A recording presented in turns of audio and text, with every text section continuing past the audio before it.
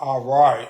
The last video I was talking a little about viral versus vital beliefs. And I realized that those viral beliefs, they go deep, don't they? And I just covered like one little small part, I think, the elementary, where it starts from. And I was talking about how people, the beliefs the things that people say, these conversations where we get this information, it's not really helping us, but it's just helping them. It's suiting their ego. They saying something thinking they so smart under the guise of trying to build you up, but actually it's tearing you down, right? But only if you believe that bullshit. But see, here's the thing. Excuse my French. Here's the thing. It's much more. It's not so much what people say as much as it is what we say to ourselves. And so that's why I want to come back. That's what I want to talk about. The viral beliefs you have and how they can turn into more than just a belief. It turns into a disposition. And that disposition is what keeps you from elevating. It's what keeps you from getting to the next level in life.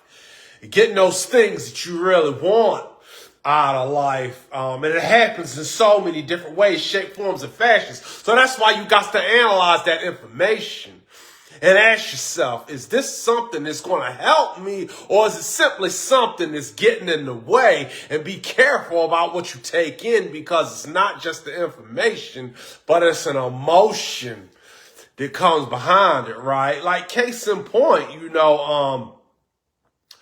people, like it's this thing where people go through relationships, right? That's big right now. Matter of fact, yeah, that's big right now. People that have gone through relationships, been in relationships, what up, cuz?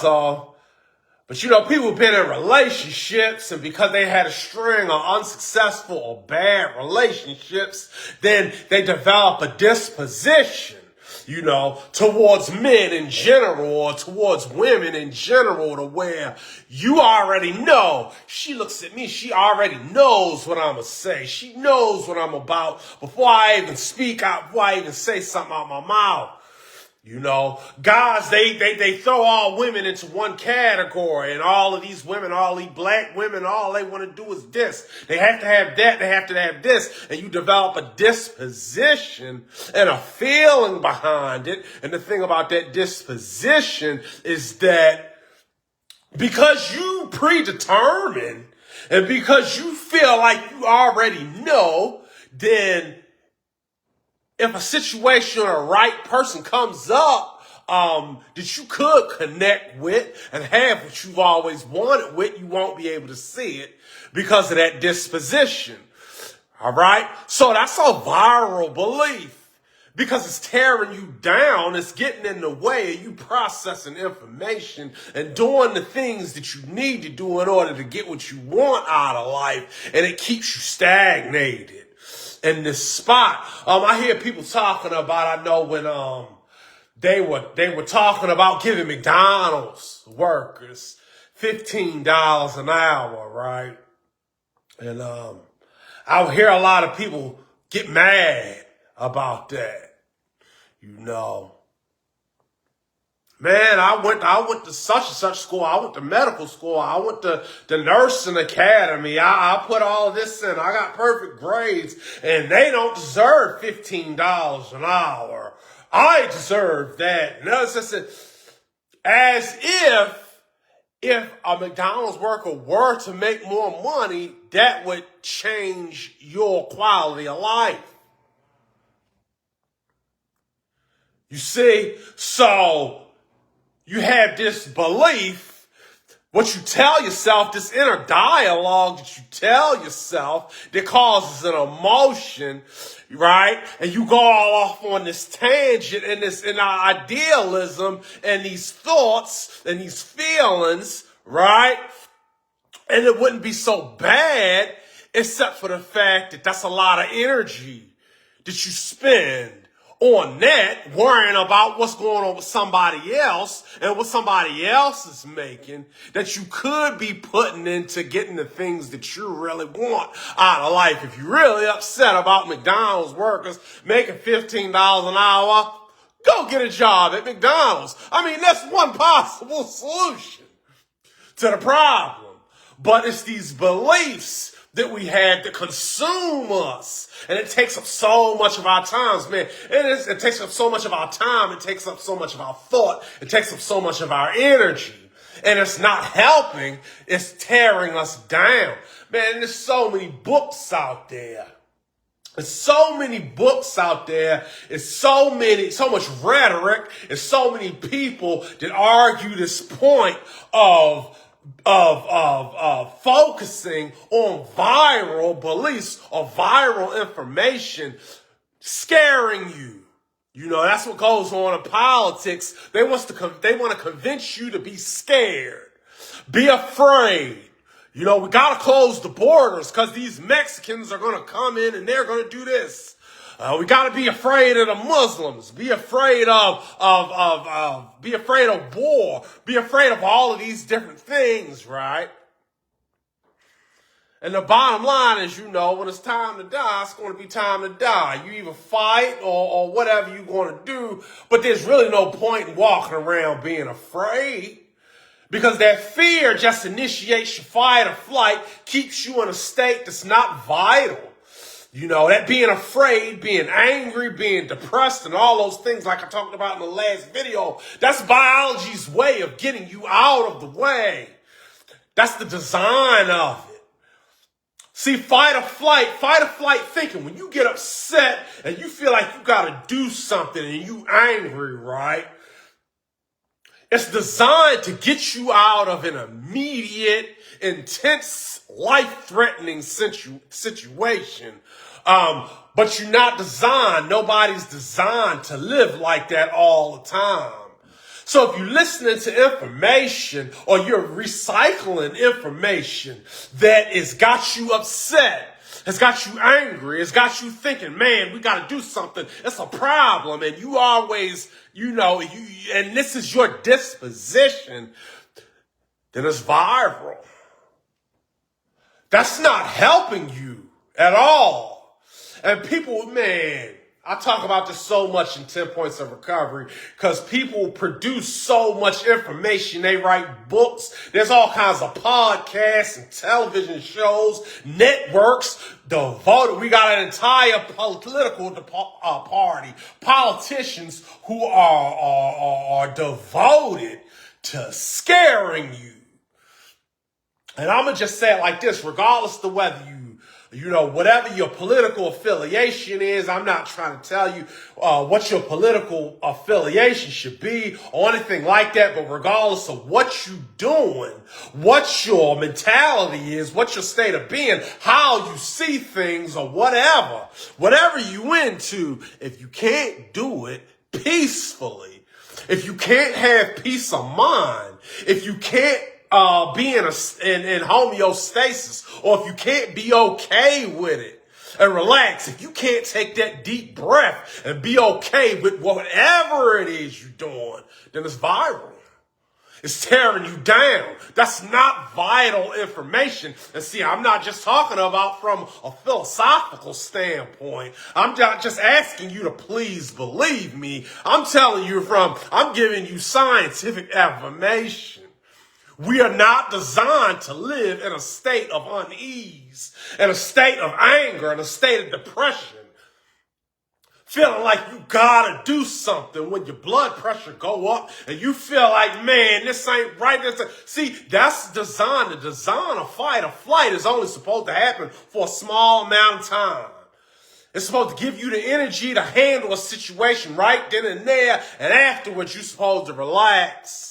You're supposed to be able to go back to homeostasis and see once you get back down, once you can get that cortisol back down and get back to that relaxed level, that's when healing takes place. And that's when your creativity can kick in. And that's when you can begin to imagine. That's when you can begin to create and design the lifestyle that you want and get the things, come up with new ways to get the things that you want. So that you don't have to be upset with the McDonald's worker because they making $15 an hour. You getting upset about that is a limitation. You saying all these black women ain't nothing, or all these black men ain't hitting on nothing. That's a limitation. Because there's a whole lot, I know some myself, there's a whole lot of black men and black women that's married and been married for the last 10, 20, 30 years. And they doing it somehow, so it must be possible. And it ain't just black men and women, it's, everybody. But, once we get mad and we get that viral belief that we keep recycling, based on something that somebody told us or based on something we came up with ourselves, and you realize it's not giving you that vitality. It's not making you feel peaceful. It's not making you feel hopeful or creative or enthusiastic, optimistic, good, making you feel good about getting to the next level and getting to the next plane. Then understand that it's doing the opposite. It's by design, getting you out of the way. And that's why people isolate. That's why people, they don't want to deal with nobody and, And so, it's important. That's something important. That's just something that, just the foundation, So a man thinketh, And so your thoughts, what you decide to do, what you keep recycling inside your mind of what's going on up here is going to decide what you produce and what you do. And so, in closing, I'm going to just say that, whenever I get to that point to where I feel like I need to do something, right? I've got to do something. What I really need to do is read, for me. That's how I gain new information. People talk about overthinking and,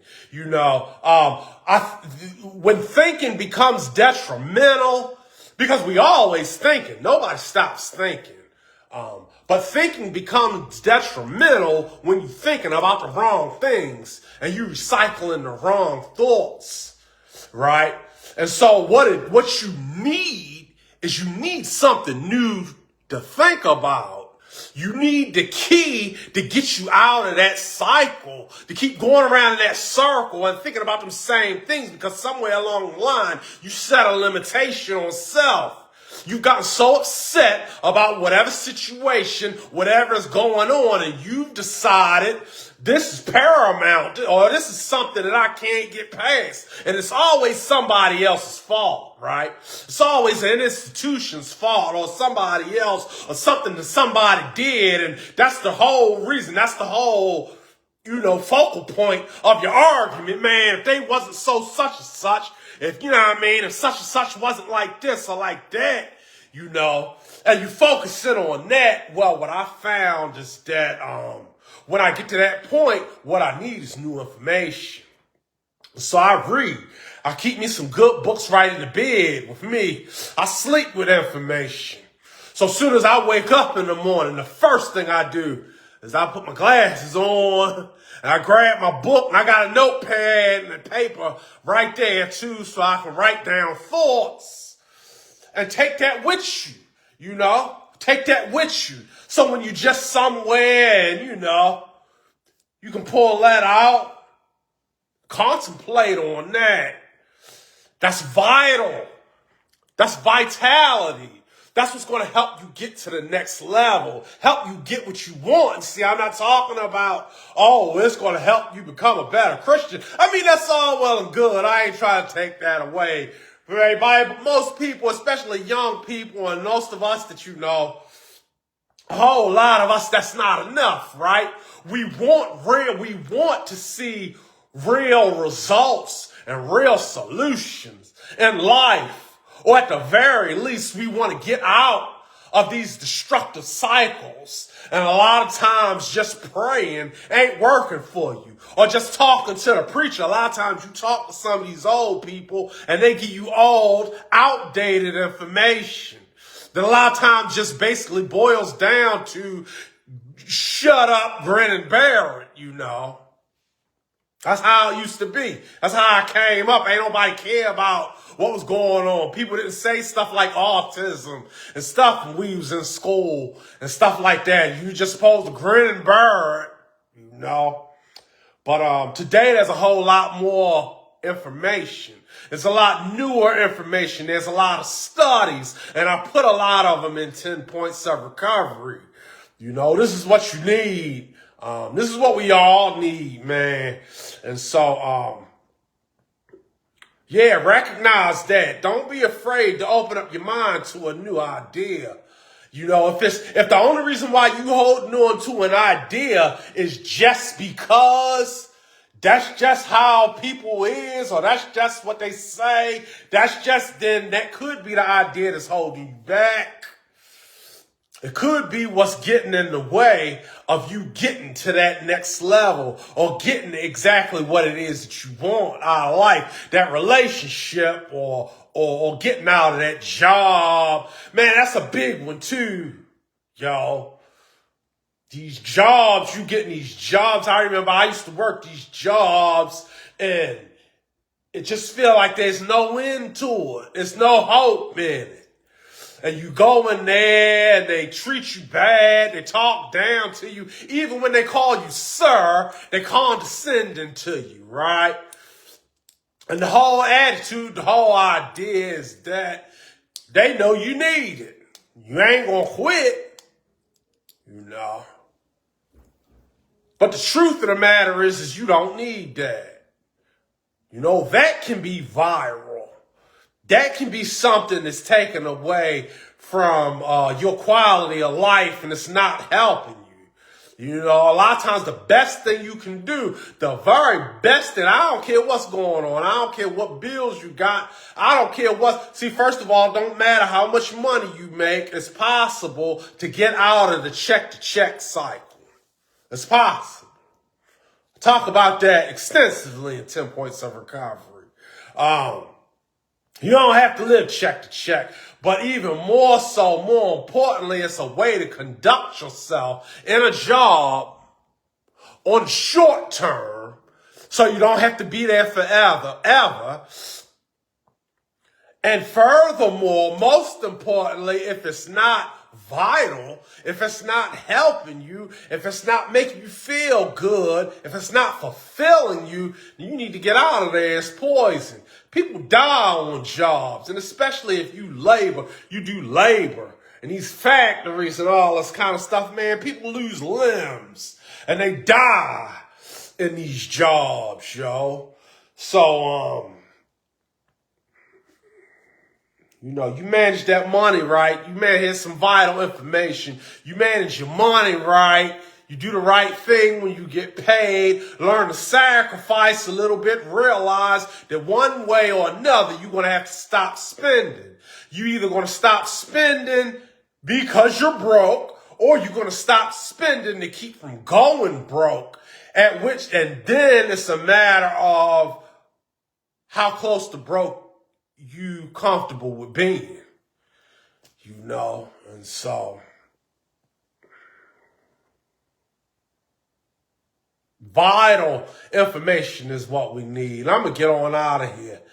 And look, I appreciate you watching, y'all. Holla at me, cuz. Peace. I'm gonna get on out of here.